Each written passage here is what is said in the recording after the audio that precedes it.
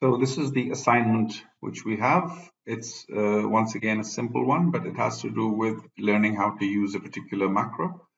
This is to do with cladding, and we have a simple portal frame with the x-axis, with the x distance between A and B given as 18 meters. The height of the column is 5 meters, and in the middle, the height at the apex point is given as 10 meters. And then we are given certain notes over here. First of all, there'll be cladding. The cladding will be modeled as multiple pieces, and they will be cut according to the slope of the roof. And there will be openings in the cladding in the facade as well, as far as the cladding is concerned. So all that will need to be detailed. And we'll need to choose a particular cladding from a particular vendor. The details are given. We'll talk about the files which are involved over here. So a single sheet is available in the size of 6,000 by 1,060. So that would be a single sheet which is normally available in the market. But then, for example, for the top sheets, they'll need to be cut accordingly. Window openings have been provided as shown. The top cladding will need to be cut to follow the shape of the roof.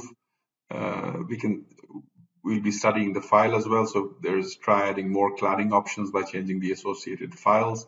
You can add more files to define new vendors under the preferences structural objects directory. And the one thing which we need to be careful about this file is the name of the file, which should consist of 3 parts. The first part is the name of the vendor. This is followed by an underscore, which is then followed by the class name, which is followed by another underscore, and then you should add the word claddings at the end to tell the program that this file is associated with claddings. And you can watch the tutorial, if you run into any problems. So just remember the basic geometry over here: 18,000, 5 meters, 10 meters is the height of the apex. So let's start modeling it. We have not been given the sizes of the columns and the beams, but they don't really matter. So the height of the column is 5 meters. This one is 10 meters, the apex. So let's just start by entering any profiles. So this, I've already set up the grid to be 18 meters. Let's enter a column over there. Let's just rotate it like that. Let's enter a beam from there to the mid and just say DZ. What was the height? Let me go and see what the height was. It was 10 meters. So yeah, from that point DZ 10,000 like that. So that's the beam. And then we can maybe make it a bit bigger, but that's, like I said, that's not really the issue. We just say copy special mirror along the middle of the grid. So just say dy any number like that. So we get the mirroring plane. We say run, and we basically get the outside of the structure. Now, the tool which we will be using is the multi-cladding tool, and but what it relies upon is if you come to the tools menu over here at the top, you will find something called this informative polygon. So the multi-cladding tool which we will use actually uses these informative polygons. And what we will do is we will create one informative polygon for the entire facade, and then we'll create 3 more for the openings which we have. So how do you do that? You just click on this informative polygon button, and you you snap to these basic points of the facade like that, like that, like that, and then you close the loop like that. And once you have the informative polygon, you can actually select it and move it. So when you select it, first of all, you see these handles, which you can later use to modify that as well. But we need this not to be on the center line of these elements, but rather, so let's see what the size of the column is. So the width of the column is 300. So we want it to be at least 150 outside, but then maybe there will be some girts as well over here, and the cladding will be outside the girt. So let's just, for the sake of argument, let's just assume, or maybe we can go back to the, yeah, we can see it over here actually, that the cladding is given to be 350 millimeters. The inside of the cladding is given to be 350 millimeters from the center of the column. So that information actually has been given. So what we need to do is we just need to select it and say move linear in the y direction minus 350, like that. So we have the informative polygon now at the point where we require, where we want it, where we will eventually need it when we use the cladding tool. Now let's focus on the three openings over there. So you can see that the size of the opening is given as 1700 by 1700, and the location of the first opening is 1300 millimeters from the left, and the height, the top level is given as 5000. So basically we start off with 1700 by 1700, just to, and we'll be using the same informative polygons.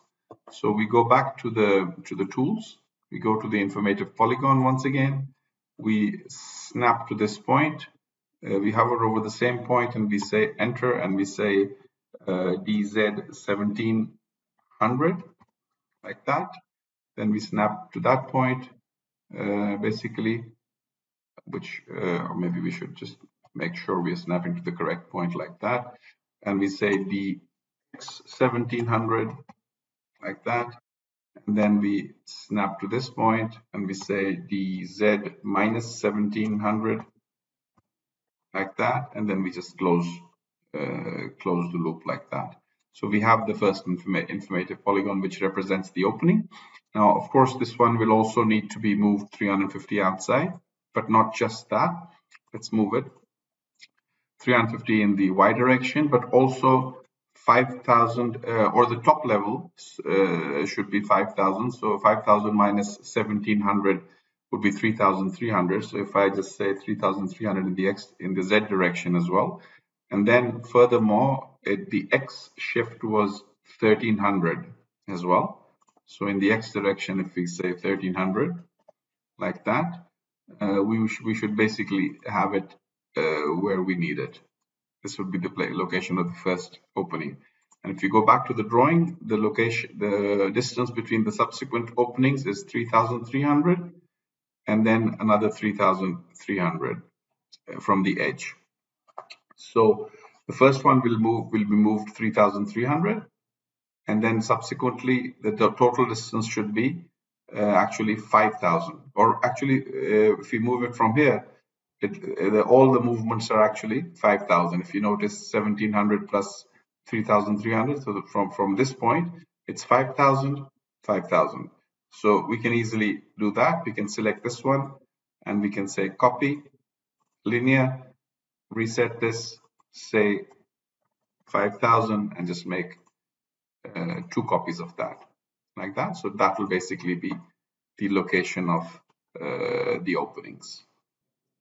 Now, if we come to the notes section, it says that the vendor name is Asan and the class is corrugated sheets, and there's a unique name for that particular cladding, which is 271,000-05.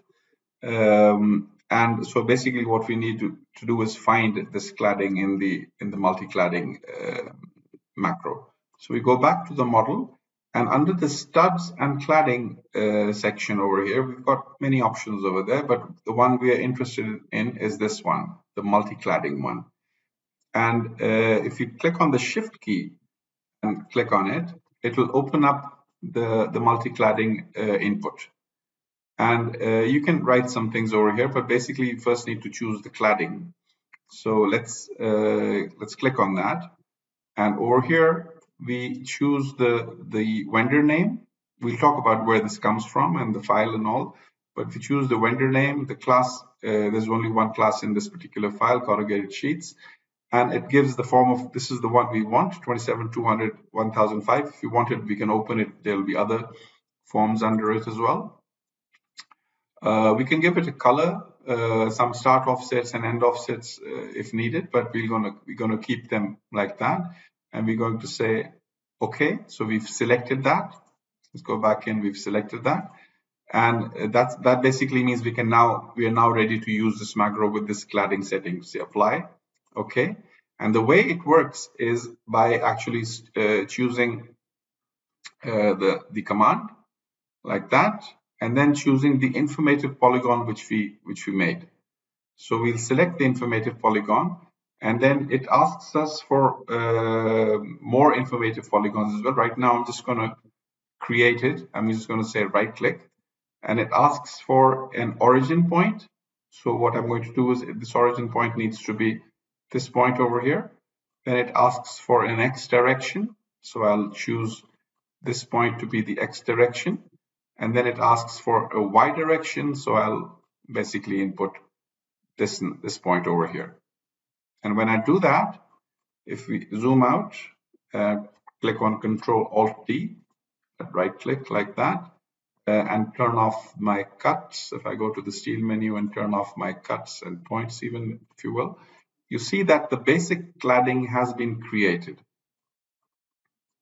You can see it on the screen. It basically used the informative polygon, the outside informative polygon which we create, and it created all the required claddings. And if you select them, they're all separate pieces. You can see the top ones have been cut like that. So that's very handy. Now, if you wanted to make it a bit more clearer, what you could do is you could select any one of these claddings, click M once, then twice, because the first time you click it, it goes to the individual macro of that particular cladding only. But if you click M twice, then it'll go to the original multi-cladding. And you can actually give it a RAL color pattern. So I'm just going to say 1000. If you know these RAL color pattern color numbers, you can use these color numbers with spacing between. You can even use more than 2, 3, 4 if you want, but I'm just going to use 2 colors and say okay. And in this way, you can see different colors for each vertical line. Now let's focus on these openings, and for that we have this command over here: add openings to multi-cladding. So all you need to do is just click on it and then select any one of these claddings. And the moment you do so, the fact that the outline of the entire multi-cladding lights up tells you that it has found the entire multi-cladding just by selecting one of them. And then it's asking you to select the one or more informative shapes, and these would be the openings. So to make the selection easy, you could click on the Alt D, make it in all visible mode, and then you can go in and select this one, zoom out, select this one, zoom out, select this one as well. And now you could just say right click, and if you press Alt D again, you can see that the openings have been created. Now, if you wanted to, you could make changes to the original definition of the multi-cladding by selecting any one of them. And you see that the outline, the original informative polygon is also shown. And you could, for example, select this edge, just like you would for the normal contour plate or something. Select that edge and give it a, let's say, move it like that. Maybe select that one and select the outer edge on the other side and move that a bit more as well. So all kinds of modifications, or if you wanted to physically move this point upward, let's say in the Z direction by another 1000, like that, that would all be possible. So just by using the handles, let me undo all that. By using the handles, you can easily modify the entire cladding, and but you could also zoom in and actually select these informative polygons, which represent the holes. You could make them bigger or smaller, or move the whole hole around, the whole window opening, and basically the entire cladding would be adjusted accordingly. Now let's talk about the file which allows all this to happen. So if you come back to the notes, it says you can add more files or you can modify the existing file, and the file resides under the Preferences Structural Objects directory. This is where you need to look. So if you go back to the model and you click on this preferences button and you go to the local one, for example, or you can go to the company one, for example, if you want to change that. So let's go to the company one. So it said preferences and then structural objects. So this is the preferences directory, and under it we have the structural objects. Double click on that and you have claddings. This is the directory where it resides, and there you see that the file. So as the notes also said, if you want to add new files, then the name of the file should have 3 parts. The first part should be the name of the vendor, then it should follow by an underscore, and then the class name followed by another underscore, and then claddings. So we have the same format over here as well. You see that this is the name of the vendor, underscore, then the name of the class, and then finally it ends with claddings. And if I open this file, you will see it's a text file primarily, and you will see that it has a certain well-defined structure. So there's a unique name. You can look at these this heading over here to tell you basically what it is. Unique name followed by a form name followed by a width, which is the representative width. Then the thickness of the plate, which is going to be used, the weight per square meter. So you can enter a weight over here, and then that weight will be used in the in all the weight calculations. And then the point count, which is important because these are the number of points which you will use in the definition. And the snap count, because you don't want to snap to all the points over there. So these will be the points which you want to snap to. And then dimension count, and then finally the points. And if you notice, it follows the same pattern for each name. So all these first three or four lines basically represent one cladding, and then you can add as many as you want. So you get to the name, you get to the form, you get to the width, you get to the thickness, the weight per square meter. It's got 28 points, 2 snap points, 4 dimension count points, and then you basically start giving XY coordinates for these 28 plus 2 plus 4. So that would be 28, 30, 34 points in all. So this would be an X coordinate, the Y coordinate, the X coordinate, the Y coordinate, basically because these claddings, as you know, have lots of points, as you can see from here as well. There are many points which need to be defined for each particular cladding. So you will basically need to define all those points in this file. And once you're done with that, then you can basically use this tool. You can add as many as are required in your country.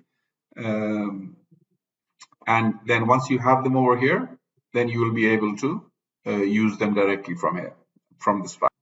Now we talked about the RAL color codes. You can easily find them on the net if you're interested as to which color you want to use. You can find all these kinds of charts on the net, which you just use directly. Find the code you want and just use it in the map.